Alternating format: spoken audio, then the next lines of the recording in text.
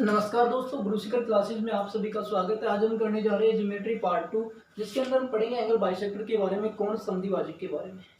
तो ये स्टार्ट करते हैं अपनी क्लास आज की वीडियो में। कोण संधिभाजक, देखिए कोण संधिभाजक होता क्या है, जिस तरीके से हम बात करें, ये आपके पास एक ट्रायंगल है ABC।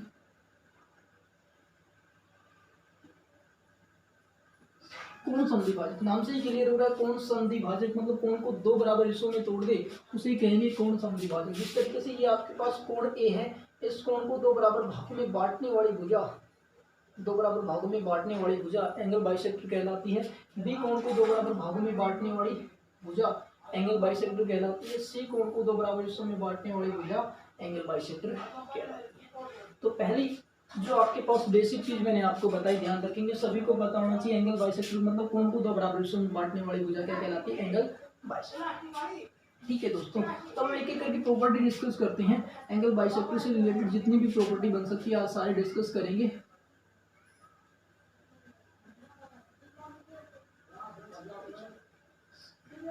ये आपके पास एक ट्रायंगल है ABC। ABC त्रिभुज में AC हमने एंगल बाइसेक्टर ड्रॉ किया, BC हमने एंगल बाइसेक्टर ड्रॉ किया, CC हमने एंगल बाइसेक्टर ड्रॉ किया। तो ये ध्यान रखेंगे हमेशा, ये जो एंगल बाइसेक्टर है, तीनों एंगल बाइसेक्टर एक पॉइंट के ऊपर मीट करते हैं। उस पॉइंट को हम कहते हैं इन सेंटर, उसे हम क्या कहते हैं? इन सेंटर, अंत्य केंद्र। ठीक है दोस्तों, उसे हम क्या कहते हैं? इन सेंटर, अंत्य केंद्र। ठीक है, अब यहाँ से हमारी प्रॉपर्टी स्टार्ट होती है। पहली प्रॉपर्टी से रिलेटेड बहुत सारे क्वेश्चन आपसे पूछे जाते हैं, किस तरीके से। तो यहाँ पे कई बार आपसे एग्जाम में, इसको थोड़ा सा यहाँ पे फिनिश कर रहा हूँ, इस चीज को मैं यहाँ पे जो होता है उसको हमें क्या कहा होता है? इन सेंटर हमने उसको नाम दिया। आई से डिनोट में कर रहा हूँ उसको, इन सेंटर हमने उसको नाम दिया। ठीक है दोस्तों, आपसे एग्जाम में क्वेश्चन किस तरीके से पूछता है, कई बार आपसे एग्जाम में कहेगा कोण A = 60 degree, then find out कीजिएगा कोण BIC कितना होगा। कोण BIC कितना होगा? कोण A गिवन दे देगा और आपसे ये कोण पूछ लेगा, क्या रिलेशन होता है इनके अंदर। तो ये आपके पास रिलेशन ध्यान करने के लिए, अगर आपसे कोण BIC आपसे एग्जाम में पूछे तो वो आपके बराबर होता है 90 + 1/2 कोण A। ध्यान रखेंगे, कोण BIC किसके बराबर होता है? 90 + 1/2 कोण A के बराबर। इसी तरीके से आपसे एग्जाम में पूछ ले कोण B, या हम इस तरीके से कह दें कोण AIB का मतलब A से I पे गए, I से B पे गए, ये वाला कोण अगर आपसे पूछ ले तो ये वाला कोण होता है आपके पास 90 प्लस जस्ट इसके सामने वाला कोण, जिस इसके सामने का भी, वो भी कितना? हाफ, कोण C के बराबर। इसी तरीके से आपसे एग्जाम में पूछ ले कोण AIC, कोण AIC होता है आपके पास 90 प्लस AIC, ये कोण इसके जस्ट सामने वाला हाफ, कोण 1/2 कोण। ये आपके पास इस तरीके से होता है। पहली प्रॉपर्टी आपके पास मैंने बताई। कोण BIC आपसे पूछे 90 प्लस कोण 1/2, मतलब B से गए I से गए C पे, तो आपने देखा ये वाला कोण बन रहा है, और ये वाला कोण अगर पूछा है तो 90 में जोड़ दो इसका आधा। दूसरा आपसे AIB, A से गए I पे, I से गए B में, मतलब ये वाला कोण आपसे पूछा, ये वाला कोण पूछा तो मतलब 90 प्लस जस्ट इसके सामने का हाफ जोड़ दो। फिर आपसे पूछा कोण AIC का मतलब आपसे ये वाला कोण पूछा, और जैसे ये वाला कोण पूछा तो 90 प्लस जस्ट इसके सामने वाला आधा कोण, मतलब 1/2 कोण भी है। तो ये आपके पास पहली प्रॉपर्टी मैंने आपको बताई। अब देखो क्वेश्चन एक हमने बताया था, कोण A अगर 60 डिग्री है तो आपसे पूछ ले ये वाला कोण, तो हम कहेंगे ये वाला कोण कितना हो जाएगा? कोण BIC = 90 प्लस इसका आधा कितना? 30 डिग्री। तो कोण BIC = हम कहेंगे 120 डिग्री, 120। ठीक है दोस्तों, आइएगा दूसरी प्रॉपर्टी डिस्कस करते हैं।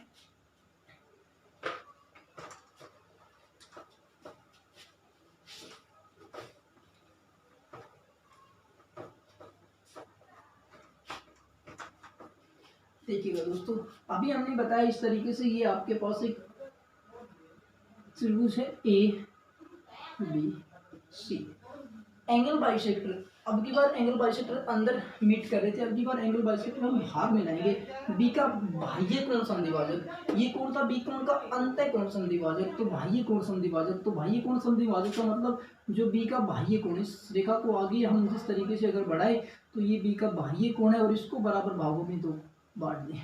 इसी तरीके से इसको अगर हम आगे बढ़ाएं तो इसको अगर हम आगे बढ़ाएं तो ये आपके पास सी का बाह्य कोण है और ये जो बाह्य कोण है इसको दो बराबर हिस्सों में तोड़ने वाली रेखा, तो ये होती है आपके पास जहाँ पे भी मिले, मान लीजिए ये यहाँ पे मिली, ठीक है, और ये कोण आपसे एग्जाम में पूछ ले, ये बड़ा इसका, अगर ये बड़ा कोण आपसे पूछ ले ये कहाँ पे मिलेगा, आई, क्योंकि इसे हम इन सेंटर कहते हैं। इन सेंटर तो अब की बात नहीं बोलेंगे, इसको बहिर सेंटर बोलेंगे, इसको क्या बोलेंगे, बहिर सेंटर, बही केंद्र, बहिर केंद्र, ठीक है, इसको हम क्या कहेंगे, बहिर केंद्र, बहिर सेंटर, ठीक है दोस्तों। ये आपके पास कई बार इस तरीके से बी सी, अगर आपसे पूछ ले बी आई सी, कोण बी आई सी कितना होगा, उसी तरीके से कहेंगे कोण बी आई सी 90, अब की बार 90 प्लस नहीं, अब की बार 90 माइनस जस्ट इसके सामने वाला 1/2 कोण ए, ठीक है, उसी तरीके से वहाँ पे प्लस कर रहे थे यहाँ पे माइनस कर रहे हैं। ये आपके पास बाह्य कोण संधिभाजक है, वो आपके पास अंतः कोण संधिभाजक था,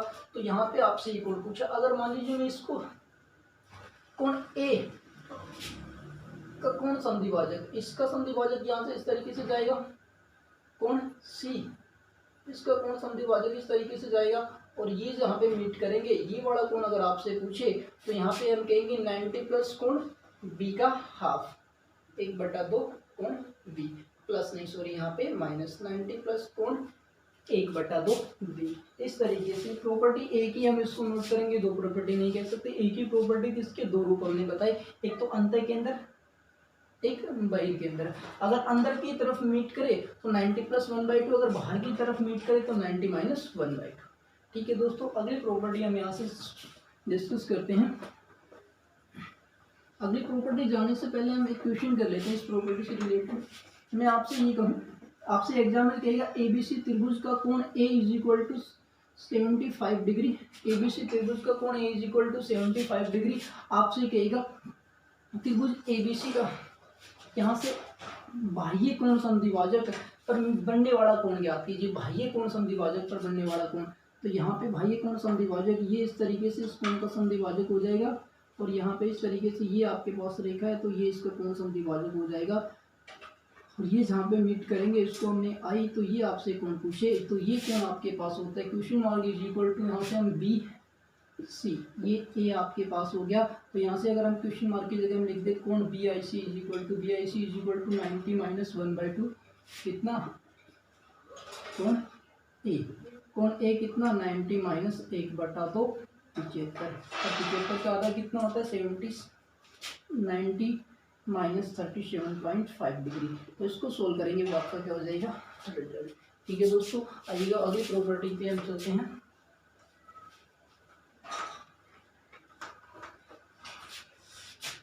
ये आपके पास एक ट्रायंगल है ए बी सी। ये दोस्तों अभी हमने थोड़ी देर पहले बताया यहाँ से इसका एक कोण संधिभाजक खींच दे और इसका एक कोण संधिभाजक खींच दे, इसका एक कोण संधिभाजक खींच दे, तो ये तीनों एक ही बिंदु पे मिलते हैं, ना कि अलग अलग मिलेंगे। ध्यान रखना तीनों कहाँ पे मिलेंगे, एक ही पॉइंट पे मिलेंगे। ठीक है दोस्तों, इसे हम कहते हैं आई। ठीक है, यहाँ पे मैं इसको नाम दे दूँ, यहाँ पे इसको डी, यहाँ पे इसको ई, यहाँ पे इसको एफ। ठीक है दोस्तों, तो यहाँ पे एक रिलेशन और होता है, कई बार आपसे एग्जाम में ए आई और आई डी का अनुपात पूछ लेता है, ए आई और आई डी का अनुपात। तो ध्यान रखेंगे ए आई और आई डी का जो अनुपात होता है ना वो हमेशा किसके बराबर होता है, इन दोनों को प्लस कर दो। इन दोनों को प्लस करने का मतलब यहाँ पे पूरी भुजा की लेंथ आपको गिवन मिलेगी, यहाँ पे पूरी भुजा की लेंथ, यहाँ पे भी पूरी भुजा की लेंथ। कहने का मतलब अगर मैं इसको यहाँ पे स्मॉल ए लिख दूँ, इसको स्मॉल बी लिख दूँ, इसको स्मॉल सी लिख दूँ, तो यहाँ पे हम कहेंगे यहाँ पे ए का कुछ न कुछ मान गिवन मिलेगा, बी का कुछ न कुछ, यहाँ पे सी का कुछ न कुछ। तो आपको ए आई और आई डी का अनुपात यहाँ से पूछे तो आप कहेंगे इन दोनों को प्लस कर दो, ए आई और आई डी, ए आई और आई डी इसके अपोजिट इन दोनों को प्लस कर दो, आप कहेंगे बी प्लस सी और इसके साथ अनुपात में लिख दो बची हुई भुजा। ठीक है, इसी तरीके से आपसे पूछे सी आई और आई एफ का अनुपात, सी आई और आई एफ का अनुपात आपसे इन दोनों को प्लस कर दो A B A plus B, और फिर जो बची हुई उसको लिख दोगे सी। अगर आपसे कई बार पूछ ले बी आई और आई ई का, बी आई और आई ई का, तो बी आई और आई इन दोनों को प्लस कर दो और इसके अनुपात में लिख दो ए प्लस सी, अनुपात में लिख दो B I I E. B I और आई समझने की कोशिश करना, बी आई और आई इन दोनों को प्लस कर दो, अनुपात में लिख दो ये वाई। अगर ए आई और आई डी आपसे पूछे, ए आई और आई डी इन दोनों को प्लस कर दो, अनुपात में ये लिख दो। अगर आपसे पूछे सी आई और आई एफ, तो इन दोनों को प्लस कर दो, अनुपात में इसको लिख दो। तो ये आपकी प्रॉपर्टी होगी सेकंड प्रॉपर्टी। इस तरीके से आपसे देखो क्वेश्चन किस तरीके से पूछे जाते हैं वो आपके सामने मैं यहाँ पे डिस्कस कर रहा हूँ। देखिए क्वेश्चन किस तरीके से पूछा जाता है, आपसे एग्जाम में कहेगा, यहाँ पे मैं एक ट्रायंगल बना रहा हूँ, आपसे एग्जाम में कहेगा ये कौन समद्विभाजक, सॉरी इसको मैं थोड़ा सा सीधा बना देता हूँ, डी पे, ये कौन समद्विभाजक ई पे, और ये कौन समद्विभाजक एफ पे। ठीक है दोस्तों, यहाँ से हम कहेंगे ए बी सी। आपसे एग्जाम में कहेगा ये जो पूरी भुजा है ना ये 4 सेंटीमीटर, और ये जो पूरी भुजा है ना ये 5 सेंटीमीटर। ठीक है दोस्तों, और आपसे एग्जाम में कहेगा ये जो पूरी भुजा है ना वो 6 सेंटीमीटर। ठीक है, आपसे एग्जाम में कहेगा यहाँ पे देखो तीनों मिलेंगे, उसको हम क्या कहेंगे आई इन सेंटर।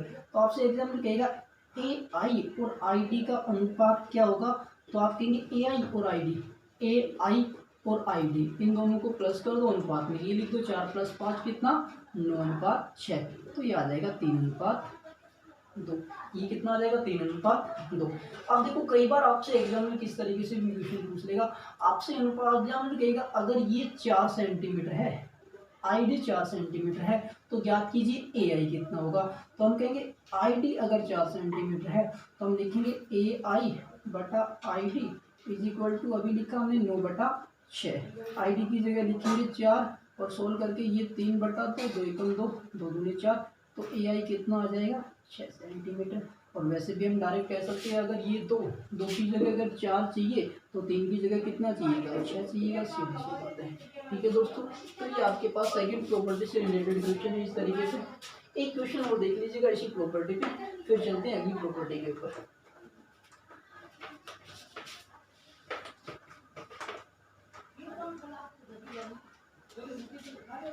ये आपके पास एक त्रिभुज है दोस्तों, ए बी सी। ए का कोण समद्विभाजक डी पे मिल रहा है, सी का कोण समद्विभाजक एफ पे मिल रहा है, बी का कोण समद्विभाजक ई पे। आपसे एग्जाम में कहेगा ये, मान लीजिए आपसे एग्जाम में कही 5 सेंटीमीटर, ये 7 सेंटीमीटर, और ये कितनी, आपसे एग्जाम में कही 10 सेंटीमीटर, ये कितनी 10 सेंटीमीटर। आपसे एग्जाम में कहेगा भाई यदि बी, यहाँ से आई दे देता हूँ, आपसे एग्जाम में कहेगा, देखो सीधी सी बात है, आपसे एग्जाम में लिखा A B is equal to 5 centimetre, आपसे एग्जाम में लिखा A C is equal to 7 centimetre, आपसे एग्जाम में लिखा B C is equal to 10 centimetre, और इसके साथ साथ एक चीज और गिवन दे देगा, A I is equal to, sorry A I की मैं जगह लिख लेता हूँ B I is equal to 6 centimetre, B I is equal to 6 की जगह मैं लिख लेता हूँ 4 सेंटीमीटर। देन फाइंड आउट कीजिए आई ई कितना होगा। बी आई और आई, बी आई और आई का रिलेशन हमें पता है, बी आई बटा आई ई किसके बराबर होता है, बी आई बटा आई ई। इन दोनों को प्लस कर दो, बी आई और आई इन दोनों को प्लस कर दो, 5 + 10 15/7। ठीक है दोस्तों, अब बी आई आपके पास गिवन दे रखा है कितना 4 सेंटीमीटर, आपको आई ई चाहिए, तो यहाँ पे लिख लो आई इज इक्वल टू, इसको ऊपर ले जाओ इसको इधर ले आओ, तो 7 चौका 28/15। तो ये आपका आंसर हो गया। फ्रैक्शन में आ गया वो कोई दिक्कत नहीं है, क्योंकि हमने अपनी तरफ से क्वेश्चन उठाया।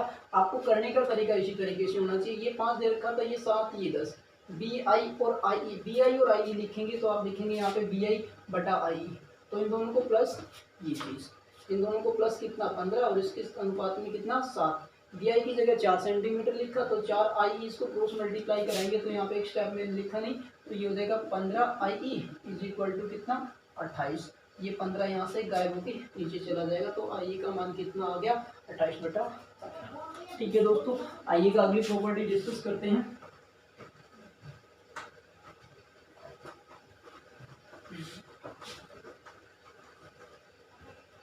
एंगल बाइसेक्टर के बारे में देखो, एक प्रॉपर्टी मैंने आपको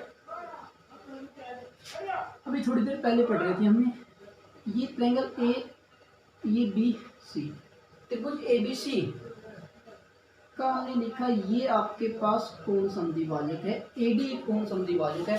आपसे एग्जाम में कहेगा ये भुजा 4 सेंटीमीटर है, ये भुजा मान लीजिए 5 सेंटीमीटर है। ठीक है दोस्तों, अभी हमने देखो यहाँ पे कहीं ना कहीं बिंदु आई था, अभी हमने ए आई और आई डी का अनुपात निकाला था, जबकि ये भुजा गिवन थी। अब हमसे पूछेगा बी डी बटा डी सी, ये भी किसके बराबर होता है, तो बी डी बटा डी सी, ध्यान रखना बी डी और डी सी का जो अनुपात होता है ना, तो कोण बनाने वाली भुजाओं के अनुपात के बराबर होता है। तो बी डी और डी सी का अनुपात 4/5, बी डी और डी सी का अनुपात कितना होता है, 4/5। मतलब अगर इनका अनुपात पूछे तो इन दोनों के अनुपात के बराबर होता है। अगर मान लीजिए ये 5, ये 4 और इसको मैं 6 सेंटीमीटर कह दूँ, और यहाँ से अगर मैं इस तरीके से खींच दूँ लाइन, और ये ई पे कटा, तो ए और आपसे एग्जाम में पूछ ले ई सी का अनुपात, ए और ई सी का अनुपात, तो इन दोनों के अनुपात के बराबर होगा 4/6।